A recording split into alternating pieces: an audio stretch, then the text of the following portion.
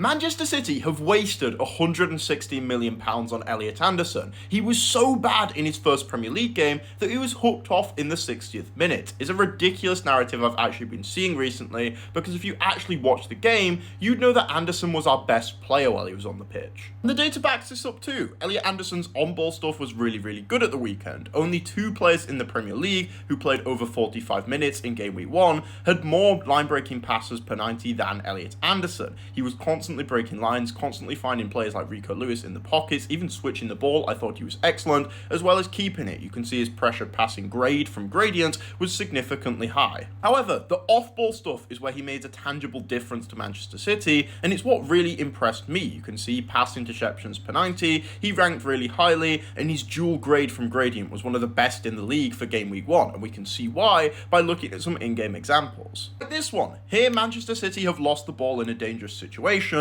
Bournemouth look like they're away on transition, maybe even with a 4v3 situation, a very dangerous situation for Manchester City. However, we have Elliot Anderson, and therefore it wasn't a dangerous situation. He tracked back excellently, used his recovery pace and dueling ability to just win the ball before any real danger happened, shutting down the situation expertly. The dueling and interceptions high up the pitch in rest defense were also brilliant, but I love the details like this one, where sat in our mid block, that 4-4-2 structure we've seen a lot last season, and Alex Scott is on the ball deep with no real pressure on him, which is a problem because a player of his caliber will be able to pick out a great pass, and Anderson knows this, and he fixes the problem himself. He puts pressure really quickly onto Alex Scott with a curved run to force him down the outside, and by doing this, Anderson has forced Alex Scott to only have one option. The only thing he can do with this ball is try and play this really risky pass down the channel. And Alex Scott does this, and he gets it wrong, the ball runs too long and forces it out. But Elliot Anderson has done great defensive work here that hasn't necessarily led to a direct contribution for him by forcing Alex Scott into this really bad situation for him.